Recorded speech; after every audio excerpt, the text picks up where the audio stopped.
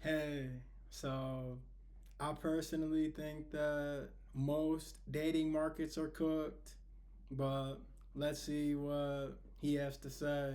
So at this point, there's no doubt that the dating market in China has skyrocketed to I don't know how many levels of difficult there is, but it's pretty high up there. So not only has the number of single men drastically increased, but the amount of people who are now actively leaving the dating scene is on the rise as well. And I kind of respect that, that you can always just leave.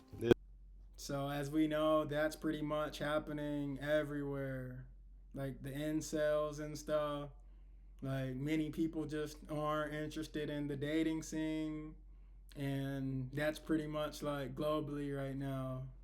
That's always an option. Now, this has led to an interesting moment where we actually get to see the effects of voluntary and involuntary celibacy affecting the wider economy. God, what a sentence. Okay, for example, because less and less couples are getting married each year, we see a decline in the maternity industry, which checks out. And whilst the media tries not to explicitly make the following connections, we know that more and more people becoming single has got to be the reason, or at least a contributing factor, towards why the pet industry is now slowly rising to a major part of China's economy. And pretty much at this point, everybody knows that the dating scene has hit rock bottom. But when it comes to actually facing the issue together, the relevant stakeholders at hand, which is pretty much every single participant within the dating market, are not necessarily uniting their method of approach to tackle the topic of discussion. And this of course includes the percentage of the couples population who I know for a fact are dying to get a piece of this pie, which is actually none of my business, by the way. But y'all are scat, unless it's consensual. Regardless, the point of this rambling here is supposed to tell you that both dating market participants and wider Chinese society continue to hold the opinion that the problem should be addressed. But not everybody takes the same approach in how they participate within the dating market. As the old saying goes, all paths lead to Rome, but not everybody takes the same path. The second part is not the old saying, it's the first part, but like you get what I'm trying to. Traditionalists, for example, often made up by a slightly more mature audience base, believes the solution towards fixing the dating market and the singleness epidemic is to repatch the arranged marriage meter, because it's one of the only services that exists where you get full transparency on what you're supposedly getting into. But the downside towards this. What do you guys think about the traditional marriage structure? Yeah, like having your wife or husband predetermined, a rearranged marriage. In America, our traditional marriage is typically religious. So most of our parents found each other like in church and just, yeah, basically like in a religious setting. And as we know, many people aren't like going to church and stuff anymore. So that could be a part of our singleness epidemic.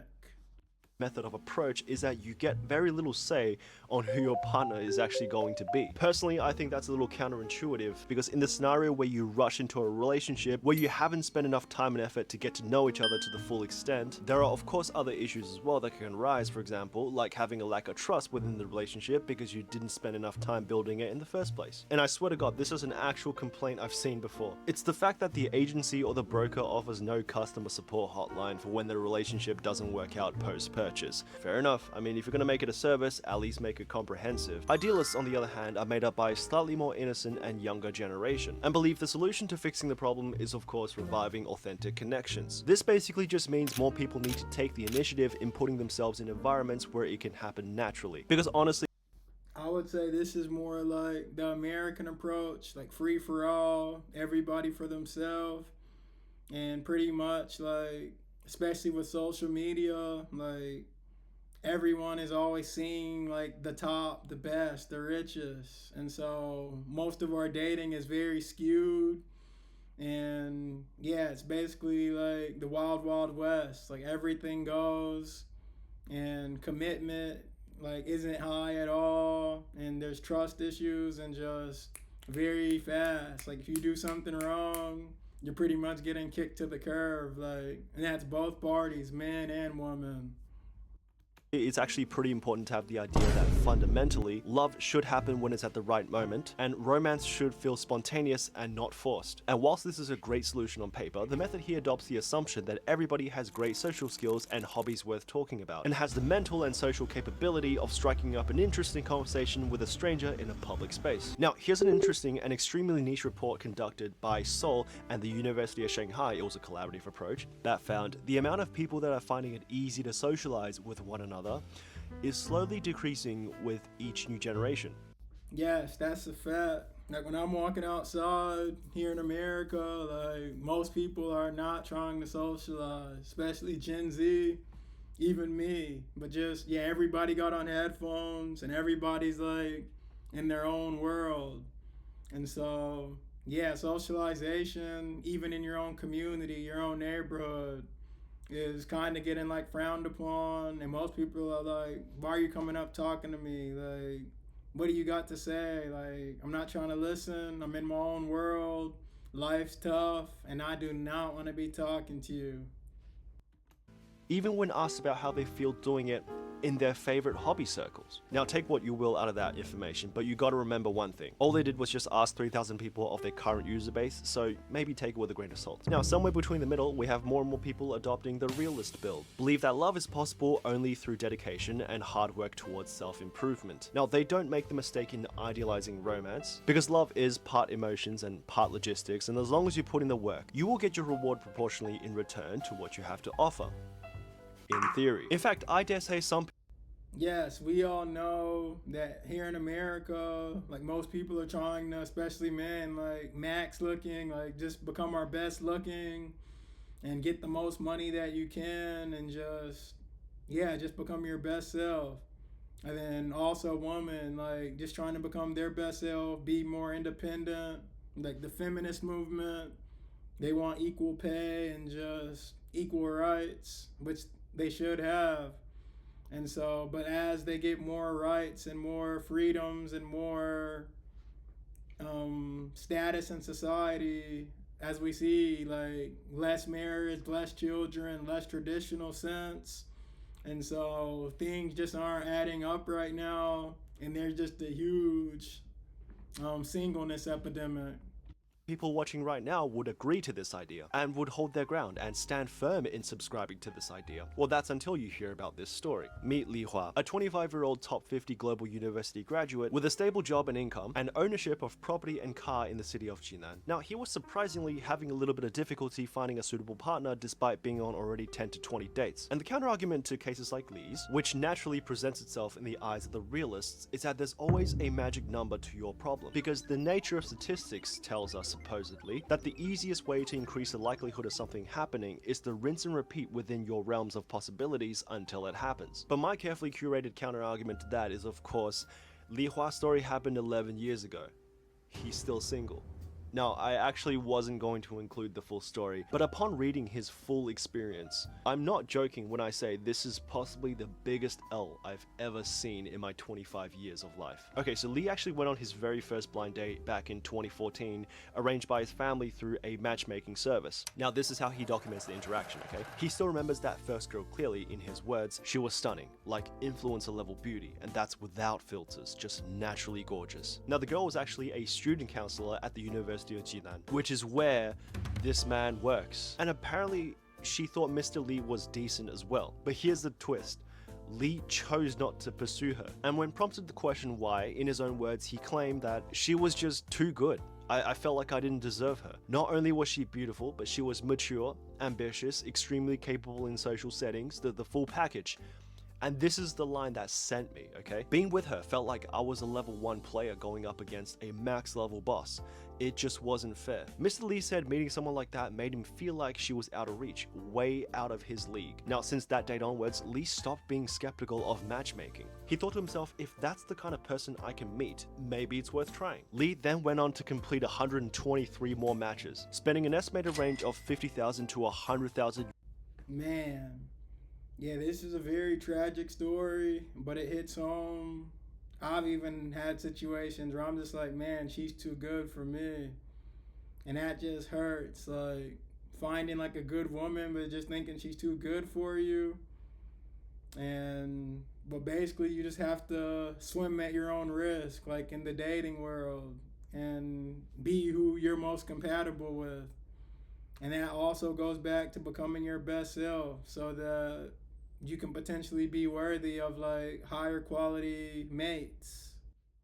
And throughout the process with no success.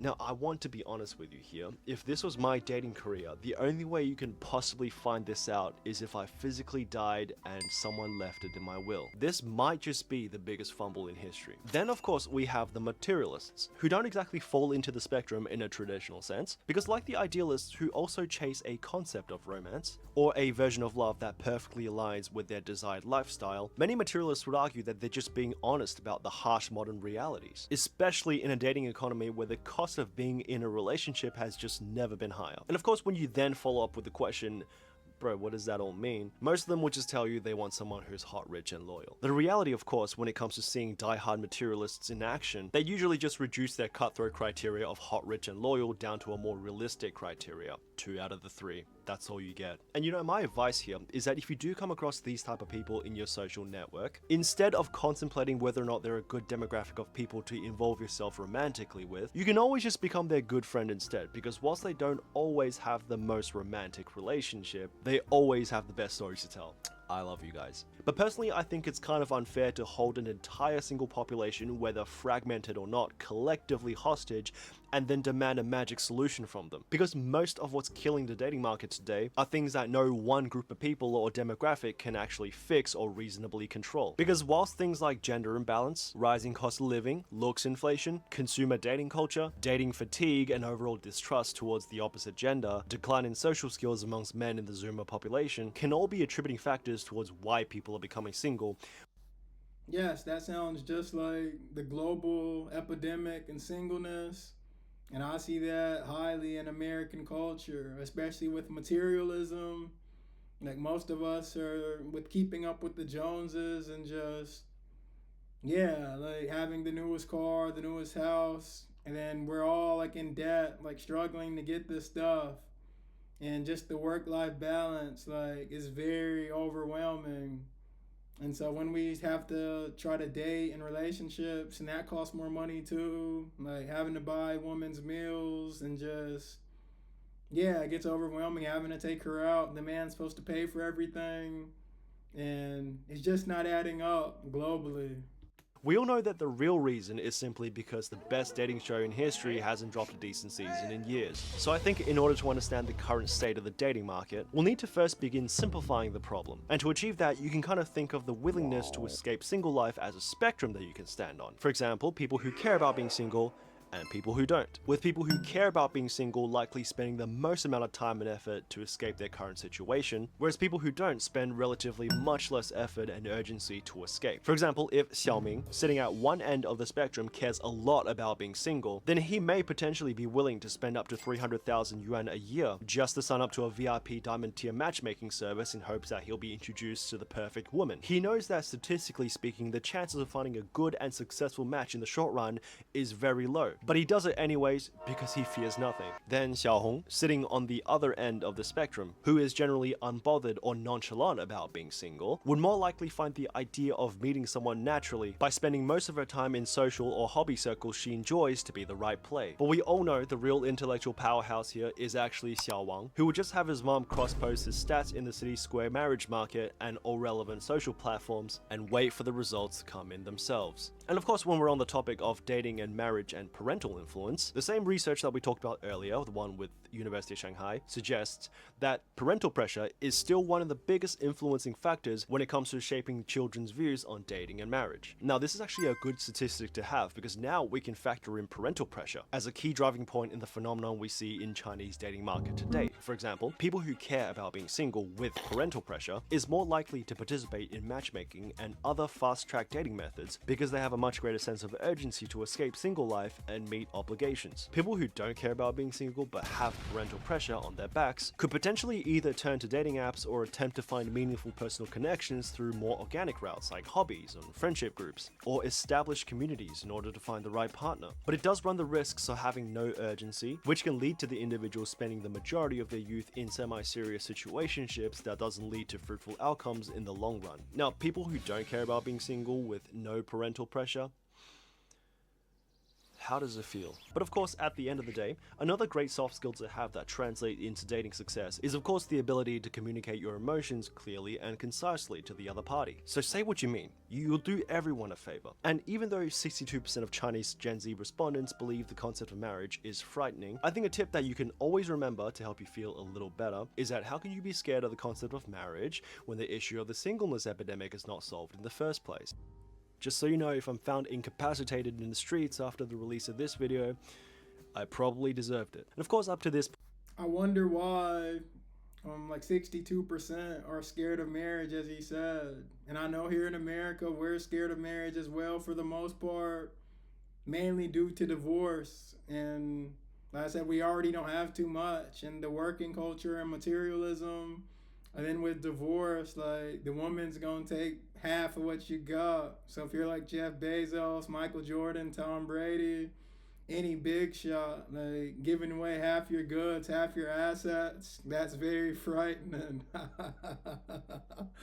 And so, but most of us aren't like that. But I guess it's scary no matter what, especially if you haven't been dating and you've been single for so long. Yes, it's crazy out here. point, there are people left that I haven't really covered, and these are what I like to call outliers of the dating market. Because whilst the singleness epidemic is a standard issue across dating market participants, it doesn't necessarily affect everybody to the same degree. Some people are drowning in love while others are drowning in loneliness. I mean, you're both technically drowning, but only one of them actually wants to die. So from the male side of the outlier spectrum, we have people who can successfully pull off the Jackson Wang haircut. In fact, the whole spectrum might as well just be called how much do you look like Jackson Wang on a scale of 1 to 10. 10 is single because he's literally Jackson Wang, and dating will only negatively affect his generational run. On the female side of the spectrum, and perhaps the true apex predators of the whole dating market, who's never really suffered from the singleness epidemic, is the tier 1 city rich single auntie with no kids. And whilst the individual's initial reaction to entering this kind of relationship may be to question whether or not it's actually real love, the feeling will quickly fade away after a few sips of your $15 milk tea riding shotgun in her Bentley Continental. Now, despite being on top of the food chain, there are still issues that plague the Ivy League equivalent of daters within the Chinese dating market, and that is the concept of expectation to reality. And this essentially just refers to how many people that actually exist in the population that satisfies your criteria. For example, if you're satisfied with somebody with an ordinary job, not too ugly, and has the ability to support a family, that's approximately 80% of the population. If you're looking Yes, that's where most of the population lies, even here in America. 80% just regular people, work regular jobs, aren't too happy with their jobs, but able to get by, and they aren't the best looking, and that's just swimming at your own risk, like knowing where you're at. And then there's like the 10%, like, that are just making the money, look good, basically have all the options, and like that's who basically like all the women, or on the other side, like all the men want. And yeah, it's hectic. for an attractive and well-established individual with a high-paying private sector job and a well-established social circle, the figure then sits at roughly 10%. If you're looking for a bilingual, well-groomed man with wealth, power, and status so untouchable even celebrities cannot hold a candle to him, please feel free to submit your application to the State Council. Thank you for listening, and goodbye. Yes, thank you. I hope you enjoyed. Please like, comment, and subscribe.